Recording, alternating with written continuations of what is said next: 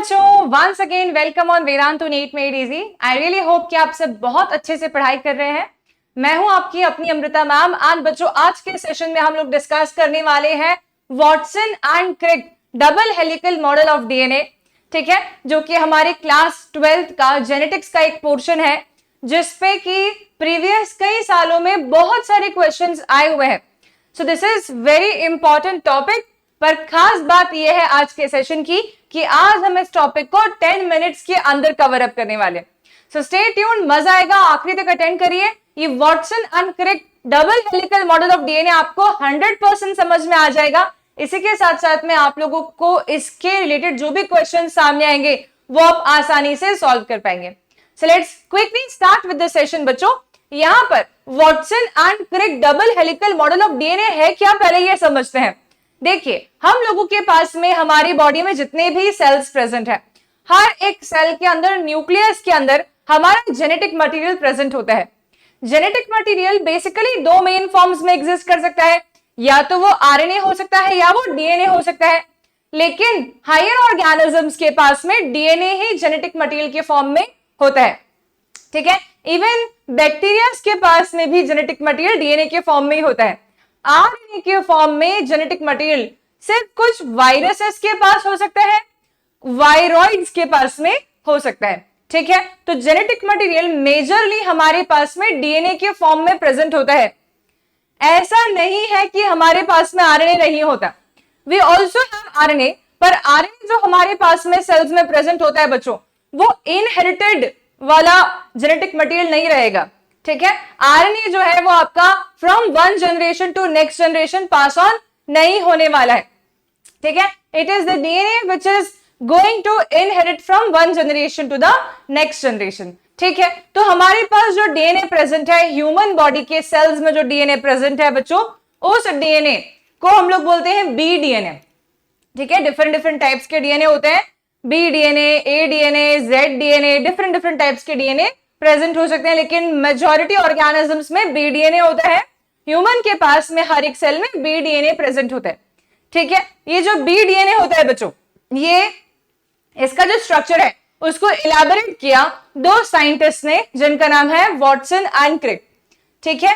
मतलब पूरा नाम इनका कुछ और है, इनका नाम है James Watson and Francis Crick, ठीक है। तो James Watson and Francis Crick जो है, इन्होंने इन द ईयर 1953 आपको बी डीएनए के मॉडल को एलाबोरेट करके, एक्सप्लेन करके समझाया कि इस तरीके से ये डीएनए अरेंज होता है हर एक सेल के अंदर, ठीक है। तो ये देख पा रहे हैं आप इन दोनों को, देखो यहां पर आपको क्या दिख रहा है, ये बी डीएनए के मॉडल को एक्सप्लेन कर रहे हैं पूरा का पूरा, इजंट इट।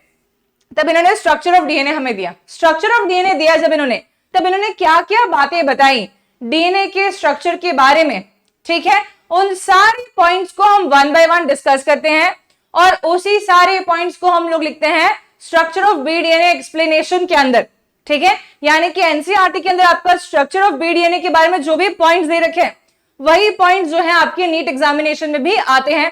तो आपको बहुत ध्यान से हर एक पॉइंट को समझना है, जो कि आपको डायग्रामेटिकली ही पूरा समझ में आ जाएगा।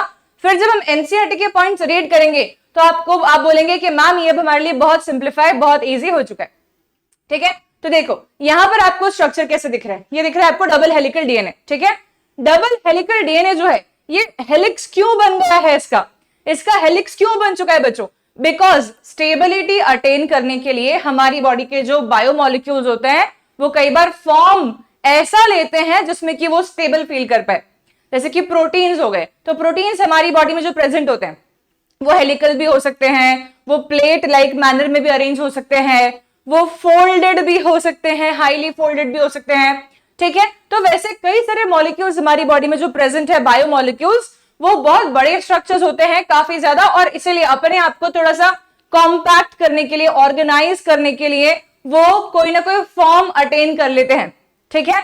तो आपका जो डीएनए है वो ऐसे स्ट्रेट स्ट्रक्चर नहीं है लैडर की तरह कि सीढ़ी पे चढ़ गए अपन, वो लैडर की तरह तो है पर गोल वाली सीढ़ियां। समझ में आई बात? मतलब उन्होंने अपने आप को स्टेबल करने के लिए हेलिकल स्ट्रक्चर अटेन कर लिया।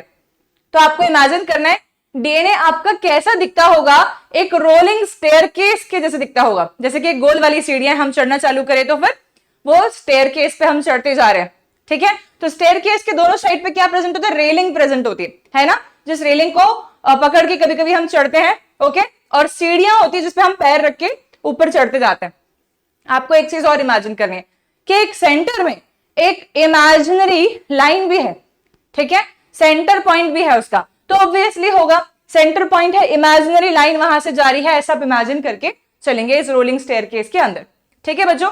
अब जो ये रोलिंग स्टेयरकेस मॉडल की हम बात कर रहे हैं, ये रोलिंग स्टेयरकेस बना कैसे, इसके कंपोनेंट्स क्या है, या डीएनए हेलिकल मॉडल में कंपोनेंट्स क्या क्या होते हैं। तब कंपोनेंट्स क्या होंगे, न्यूक्लियोटाइड, क्योंकि डीएनए है एक पॉलीन्यूक्लियोटाइड। डीएनए क्या है, एक पॉलीन्यूक्लियोटाइड है, यानी कि न्यूक्लिक एसिड है। तो उसका जो मोनोमेरिक यूनिट है वो एक एक न्यूक्लियोटाइड होगा, ठीक है। टोटल 4 टाइप के न्यूक्लियोटाइड्स हो सकते हैं अगर हम बात कर रहे होते हैं डीएनए के स्ट्रक्चर की, तो ठीक है। उस 4 टाइप के न्यूक्लियोटाइड्स में एक बार नाइट्रोजनस बेस के तौर पर एडेनिन हो सकता है, एक बार गुआनिन हो सकता है, एक बार थायमिन हो सकता है, एक बार साइटोसिन हो सकता है। तो एडेनिन, गुआनिन, थायमिन और साइटोसिन, ये 4 टाइप के नाइट्रोजनस बेसिस प्रेजेंट हो सकते हैं न्यूक्लियोटाइड्स में। तो न्यूक्लियोटाइड्स के नाम कैसे हो जाएंगे, adenylic acid, guanylic acid, cytidylic acid, thymidylic acid, ये न्यूक्लियोटाइड के नाम है बच्चों। और इन न्यूक्लियोटाइड से बनता है डीएनए का स्ट्रक्चर। अब ह्यूमन के पास में डीएनए कैसा है, ह्यूमन के पास में डीएनए डबल स्ट्रैंडेड है, यानी कि 1 और 2 स्ट्रैंड्स प्रेजेंट है उसके पास में, ठीक है। डीएनए का स्ट्रक्चर कैसा हो गया, डबल स्ट्रैंडेड डीएनए प्रेजेंट है हमारे पास में, ठीक है। इस डबल स्ट्रैंडेड डीएनए के जो रोलिंग स्टेयरकेस में हमने जो रेलिंग्स की बात करी थी, साइड वाले पोर्शन की, ये साइड वाला जो आपको दिख रहा है, ये लाइन जो दिख रहा है, ये जो हेलिक्स में आपको ये ब्लू वाली लाइंस दिख रही है बच्चों, ये लाइन जो है बेसिकली ये साइड सपोर्ट हो गया, राइट। तो साइड सपोर्ट क्या है, तो न्यूक्लियोटाइड का शुगर और फॉस्फेट वाला पोर्शन जो होता है, एक न्यूक्लियोटाइड मॉलिक्यूल में 3 चीजें होती है। शुगर होता है पेंटोज शुगर, जो कि डीएनए के पास में डीऑक्सीराइबोज होगा, ठीक है। फिर होता है फॉस्फेट ग्रुप, और तीसरी चीज होती है नाइट्रोजनस बेस। हर एक न्यूक्लियोटाइड में 3 एलिमेंट्स होते हैं, ठीक है। उसमें से 2 एलिमेंट्स की मैं बात कर रही हूं, शुगर और फॉस्फेट की मैं बात कर रही हूं। तो जो शुगर और फॉस्फेट वाला हिस्सा है, यानी कि ये हो गया शुगर, ये हो गया फॉस्फेट, ये हो गया phosphate sugar, phosphate sugar, phosphate sugar. तो sugar phosphate, sugar phosphate, sugar phosphate side chain होती है, ठीक है। Sugar phosphate, sugar phosphate, sugar phosphate side chain होती है, ये एक साइड चेन हुई। ऐसे ही इधर भी हो जाएगा sugar phosphate, sugar phosphate, sugar phosphate, sugar phosphate, यानी कि यही बैकबोन बना रहा है। और इसी बैकबोन के बलबूते पे वो सीढ़ियां प्रेजेंट होगी जिसके ऊपर हम चढ़ के ऊपर जाते हैं, इमेजिनरी रोलिंग स्टेयरकेस मॉडल की बात कर रहे हैं, तो ठीक है। तो शुगर फॉस्फेट इधर भी है, शुगर फॉस्फेट इधर भी प्रेजेंट है। तो ये हमारी रेलिंग्स हो गई, ठीक है। अब इसका अरेंजमेंट पैटर्न कैसा है, तो एक तरफ हम देख पा रहे हैं कि इस वाले चेन की मैं बात करूं अगर, तो इस वाले पॉलीन्यूक्लियोटाइड चेन के अंदर हमारे पास फॉस्फेट फ्री है ऊपर की तरफ। फॉस्फेट 5th पोजीशन पे होता है बच्चों, इसलिए मैंने कहा 5' फॉस्फेट फ्री है। और इधर हम देख रहे हैं कि ये शुगर मॉलिक्यूल का 3' OH फ्री है। तो 5' से 3' ये चेन रन कर रही है, लेकिन ये जो चेन है ये बिल्कुल एंटी पैरेलल इसके रन कर रही है, यानी कि यहां पर इसका 3' OH फ्री है और इधर इसका 5' फॉस्फेट फ्री है। तो 5' से 3' एक चेन होगी, तो दूसरी चेन 3' से 5' होने वाली है, यानी कि दोनों के दोनों पॉलीन्यूक्लियोटाइड चेन्स या दोनों स्ट्रैंड जो है डीएनए के, वो anti parallel to each other हो गए। इसके बाद में अंदर की तरफ 90 डिग्री एंगल पे प्रोजेक्ट करते हैं इसके नाइट्रोजनस बेसिस। नाइट्रोजनस बेसिस, एक न्यूक्लियोटाइड में एक नाइट्रोजनस बेस है, दूसरे में दूसरा है, तीसरे में तीसरा है, ठीक है। तो ऐसे करके नाइट्रोजनस बेसिस भी प्रेजेंट है। नाइट्रोजनस बेसिस शुगर मॉलिक्यूल से अटैच होते हैं। अब मान लीजिए कि इधर साइटोसिन नाम का नाइट्रोजनस बेस प्रेजेंट है, ठीक है। तो साइटोसिन जो है बच्चों, ये हमेशा ग्वानिन के साथ में पेयर करेगा, ठीक है। और एडेनिन जो है ये हमेशा थायमिन के साथ में पेयर करेगा। एडेनिन हमेशा थायमिन के साथ पेयर करेगा 2 हाइड्रोजन बॉन्ड से, और ग्वानिन हमेशा साइटोसिन के साथ पेयर करेगा 3 हाइड्रोजन बॉन्ड से, ठीक है। यहाँ पे G आ गया तो C आएगा, T आ गया तो A आएगा, A आ गया तो T आएगा, ऐसे करके आपको ये समझना है, ठीक है बच्चों।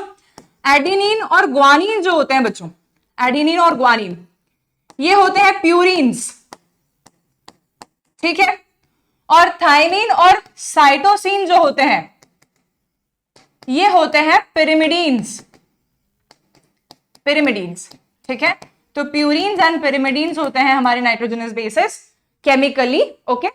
तो प्यूरीन ए और जी हो गए और टी और सी पिरिमिडीन हो गए, लेकिन एक प्यूरीन हमेशा एक पिरिमिडीन के साथ पेयर कर रहे हैं और ए हमेशा टी के साथ ही पेयर करेगा, जी हमेशा सी के साथ ही पेयर करेगा। तो ये आपको स्ट्रक्चर में यहां पर नजर आ रहा है, ठीक है। अब आप बोलेंगे मैम ये जो न्यूक्लियोटाइड्स हैं आपस में ये कैसे लिंक्ड है? तो मान लेते हैं बच्चों कि हमारे पास एक न्यूक्लियोटाइड है, ठीक है, और ये हमारे पास में दूसरा न्यूक्लियोटाइड है, ठीक है। तो आप देख पा रहे हैं क्या एक और दूसरे न्यूक्लियोटाइड के बीच में बॉन्ड प्रेजेंट है यहां पर, और स्पेशली हम ये बॉन्ड देख पा रहे हैं ऐसा वाला बॉन्ड, ये रहा, ठीक है। तो ये क्या हुआ, ये एक फॉस्फोएस्टर बॉन्ड है, ये एक फॉस्फोएस्टर बॉन्ड है। तो इस फॉस्फोएस्टर बॉन्ड को मिलाकर के हम लोग क्या बोल देते हैं पता है? Phosphodiester bond. तो यहां पर क्या बॉन्ड हो गया? फॉस्फोडाइएस्टर बॉन्ड हो गया। अब नाइट्रोजनस बेसिस के बीच में तो हाइड्रोजन बॉन्ड बन रहे हैं, शुगर फॉस्फेट के रिस्पेक्ट में हम बात कर रहे हैं, तो एक न्यूक्लियोटाइड और दूसरे न्यूक्लियोटाइड के बीच में जो बॉन्ड बन रहा है उस बॉन्ड को आप लोग बोलेंगे फॉस्फोडाइएस्टर बॉन्ड। तो ऐसे साइड जो हमारी फ्रेमवर्क है वहां पर फॉस्फोडाइएस्टर बॉन्ड चल रहा है और बीच बीच में आपका चल रहा है हाइड्रोजन बॉन्ड। तो इस प्रकार से एक कॉम्पैक्ट मॉलिक्यूल है जिसका एक्सप्लेनेशन दिया किसने? वॉटसन एंड क्रिक ने, ठीक है। तो इतनी बात समझ में आई भी सबको, इजंट इट? सिंपल है। चलो फटाफट से इसको और सिंप्लीफाई करके एक और बात समझते हैं कि जब मैंने कहा एक हेलिकल टर्न कंप्लीट होता है तो वो एक हेलिकल टर्न जो है उसका जो लेंथ होता है वो होता है अप्रोक्सीमेटली 3.4 नैनोमीटर के आसपास में, और इसे हम लोग बोलते हैं pitch of the DNA, pitch of DNA बोलते हैं, ठीक है बच्चों। और एक हेलिकल टर्न में टोटल 10 बार हमारे बेस पेयरिंग आती है, यानी कि एक और दूसरे बेस पेयरिंग के बीच का जो डिस्टेंस होगा ये कितना होना चाहिए? तो इट विल बी 0.34 नैनोमीटर, ठीक है। तो 0.34 नैनोमीटर बीच में दो नाइट्रोजनस बेसिस के बीच का गैप, और एक पिच ऑफ द डीएनए या एक हेलिकल का जो टोटल लेंथ है दैट इज 3.4 नैनोमीटर, ठीक है। So these are some of the points which I wanted to tell all of you about the Watson and Crick model. अब फटाफट से एनसीईआरटी की लाइन समझ लेते हैं इसके बारे में। देखिए एनसीईआरटी क्या बोलती है, it is made up of 2 polynucleotide chains, 2 chains थी where the backbone is constituted by sugar phosphate and the base is projecting inside, ठीक है ना, 90 डिग्री एंगल पे। देन नेक्स्ट है the 2 chains have anti parallel polarity, यानी कि एक 3' से 5' दूसरी 5' से 3' है। तीसरी बात हाइड्रोजन बॉन्डिंग बनती है बेस पेयर्स के बीच में, ठीक है। तो adenine forms 2 hydrogen bond with thymine, ठीक है, of the opposite strand, and guanine forms 3 hydrogen bond with the cytosine, ठीक है। तो इस हिसाब से प्यूरीन हमेशा ऑपोजिट आता है पिरिमिडीन के, यानी कि एक डीएनए में अगर मैंने बात करी प्यूरीन्स जितने होंगे पिरिमिडीन्स भी उतने ही होने चाहिए क्या? Yes, can we say that? Definitely yes, ठीक है, ओके। अब बात आती है the 2 chains are coil in right handed fashion, मतलब इनकी कॉइलिंग कैसी है बच्चों? बी डीएनए की राइट हैंडेड है, ठीक है। सिर्फ एक जेड डीएनए आता है जिसकी लेफ्ट हैंडेड कॉइलिंग होती है। अच्छा, pitch of the DNA helix 3.4 nanometer हो गया, और approximate distance between 2 base pair 0.34 nanometer हो गया, क्योंकि टोटल 10 बेस पेयर प्रेजेंट है एक हेलिकल टर्न में। क्या ये सबको समझ में आ गया है? ठीक है, तो यहां पर ये हमारा क्लियर हुआ। अच्छा, हाइड्रोजन बॉन्डिंग बीच में प्रेजेंट है और फॉस्फोडाइएस्टर बॉन्डिंग हमारे साइड फ्रेमवर्क में प्रेजेंट है शुगर फॉस्फेट लिंकेज के बीच में। So this is all about the DNA double helical model which was explained by Watson and Crick. I really hope कि आपको ये सेशन समझ में आया है, एंड इफ यस तो कमेंट सेक्शन में जरूर बताइए कि आपको ये इजीली समझ में आ गया है या नहीं। Thank you so much, have a great day ahead, don't forget to subscribe Vedantu NEET made easy.